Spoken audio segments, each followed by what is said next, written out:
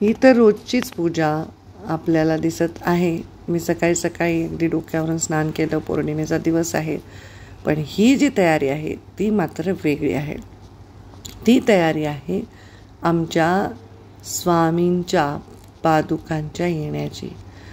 मागच्या वर्षी स्वतःहून माझ्या घरी फोन करून रक्षाबंधनाच्या दिवशी स्वामींच्या पादुका आपल्याकडे आणायच्या अशा आदेश आहे असं सांगून वक्रतुंड यांनी माझ्या घरी या पादुका आणल्या. खूप मनोभावे पूजा केली आणि खूप सुंदर अनुभव आला. त्याच नियमाने आताही पादुका माझ्याकडे आल्या.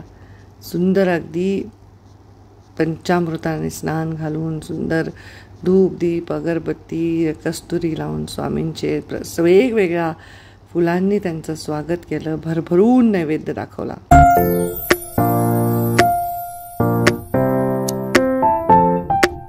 माझे मानलेले भाऊ जे राखी बांधायला येतात तेही आले होते. आई आली होती, माझ्या बहिणी आल्या होत्या, माझ्या जावई आले होते आणि त्यांनी सगळ्यांनी त्या ब्राह्मणांनी मिळून माझ्या पूर्ण घरात त्या पादुका फिरवल्या.